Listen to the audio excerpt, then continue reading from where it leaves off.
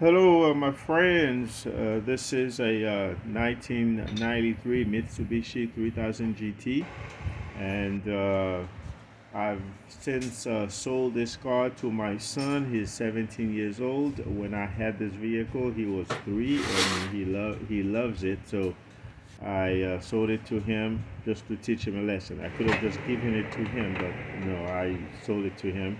So he's going to do brake brake job, and so this is what's going on right now.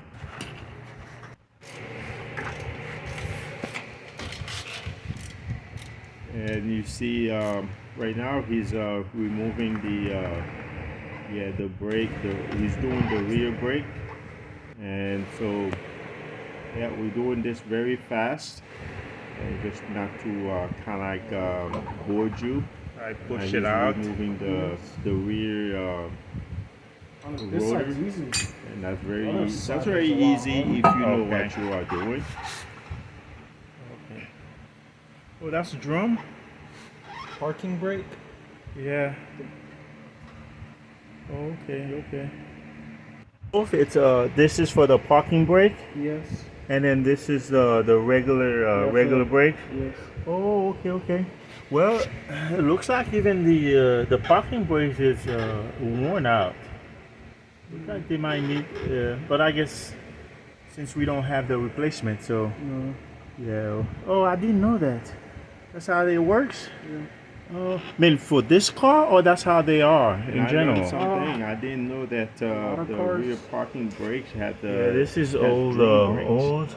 But this is a Okay. 93. That's how it is. All right.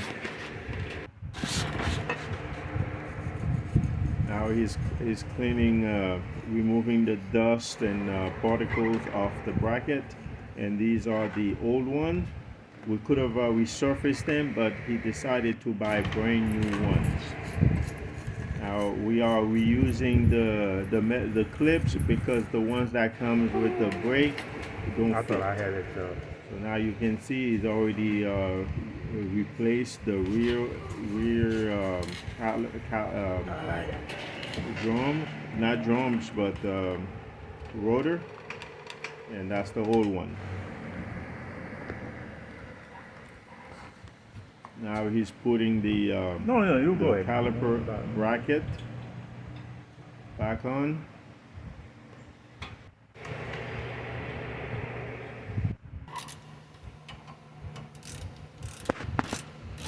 Tighten it up. Now all this he learned it from me. Well, I encourage him because I started working on my car when he was little, and then watched the YouTube videos, and became very interested, and started watching YouTube click? videos, and so he right Oh, now okay. he's Yeah, it's taking real silent. courses Okay. at his high school, auto mechanic, and so he planned on Now going you're supposed to. That's what I asked you. You put the community little college grease underneath that to too. learn, how But I to guess it fix doesn't matter. cars. You put So the grease all here. this here he learned from Okay. me, and But normally you put the grease YouTube. underneath that as well because yeah, that's where that's where it's mostly important underneath. Hmm? No, on top, because that's where the brake pad slides. Oh, okay, okay, You okay, can see it's worn it down. okay, okay, okay.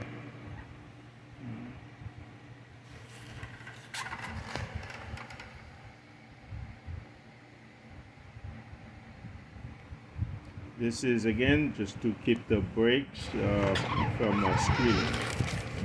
Yeah. Again, Are like you I using said, these? that's the Or new did one, you? but You didn't have to use them. No. they don't fit. And he doesn't want to replace those because Still that would be good? too Yeah. much work to do, Okay. and the ones in the vehicles are already fine. If it doesn't, if it's not broken, they'll fix it. Still at the rear side, and then he's putting the brake pads. It's the new brake pads.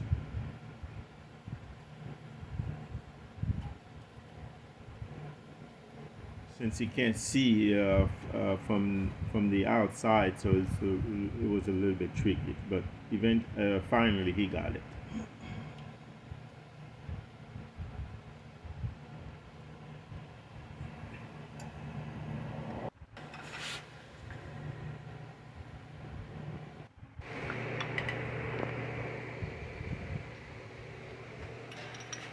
This is the caliper, and he's putting it back.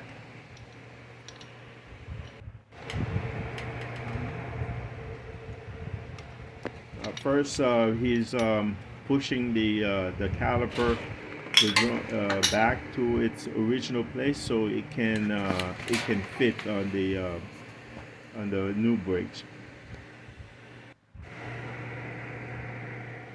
When I say the caliper, but the actual drum, if that's what it's called. I don't recall what it's called now, but you have to push that back.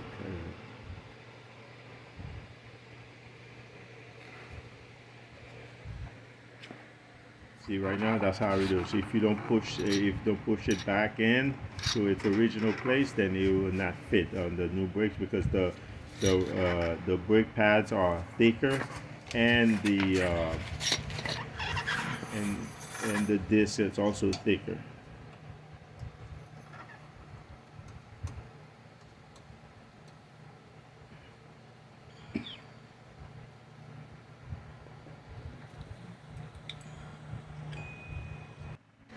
This is the Right, so driver's side left put it side, in now. and this is the passenger rear right side. So now he has the front to do. We're done with the.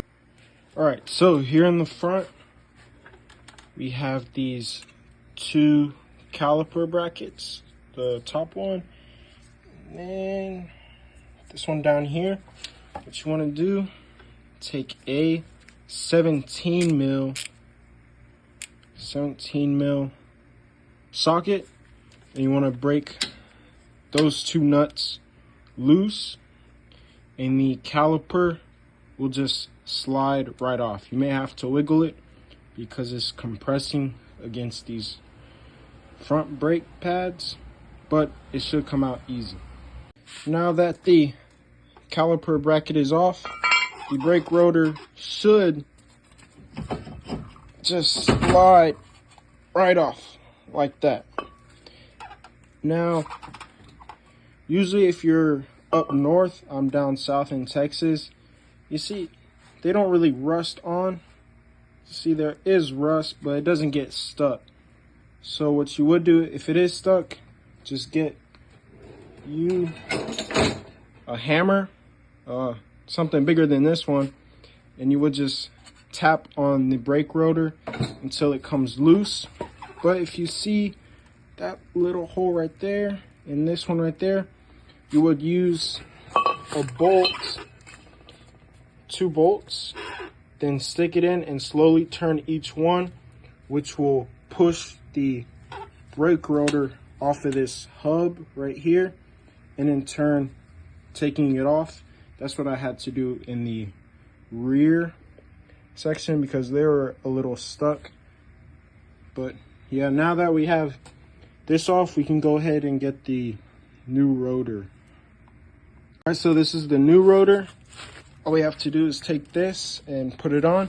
Now I bought upgraded ones, so thankfully they came with the sticker, as you can see, and it says front driver's side because of these slits and drills in the rotor because of their performance. And let's install it, and after that we'll install the brake caliper, and make sure you use a mesh brush to get all that nastiness off of there. Now I've put the pad in, I've greased up the points of contact. I also greased up the pad where the caliper touches, and also in the rear.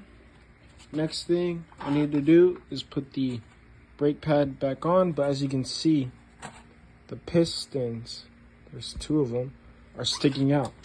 So I'm going to use a tool just like this and an old brake pad to set on top of the pistons. Then use this, put this under the lip and twist it to push the pistons back down. All right, once you put the bracket on, you want to definitely torque it I know I did to 40 foot-pounds. Now I think I did 35 in the rear. I believe that's what it called for. And in the front, I couldn't find it anywhere, so I'm doing a safe 40 foot-pounds, which should be good.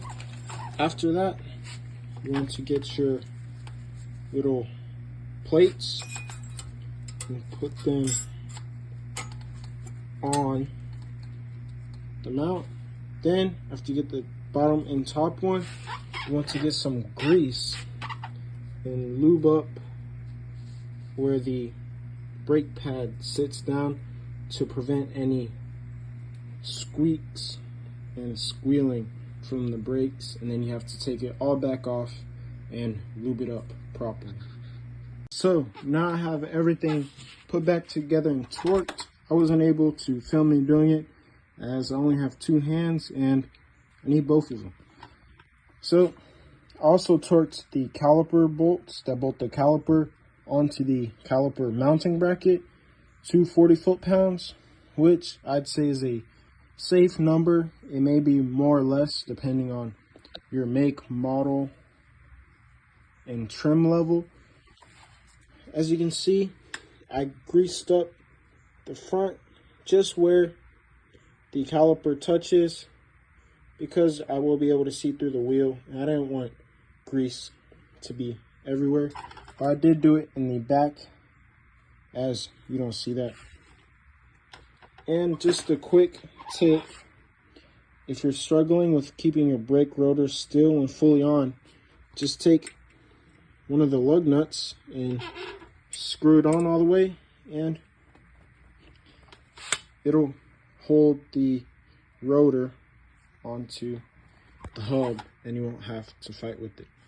So that's how you do a complete brake pad and rotor change.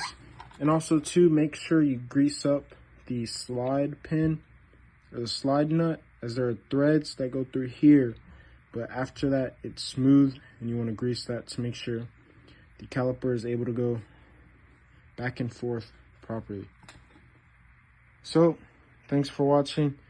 I hope you learned something and you can fix your Mitsubishi 3000 GT if you have one, or any car you'll have.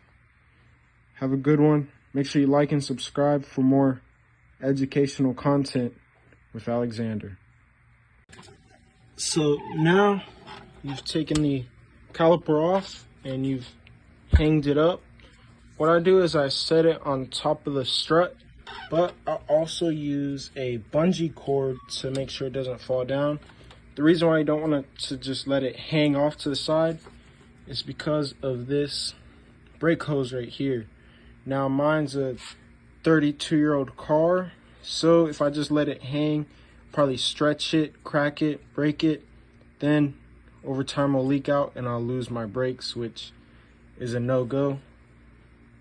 But also same thing with newer cars, even though their line is newer and more not as maybe dry rotted as you can say, you still don't want to do that and run the risk of breaking this.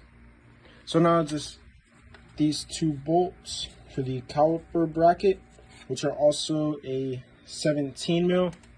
So let's get that off. Right, so this is the front. He completed the front, and you see, well done, well done.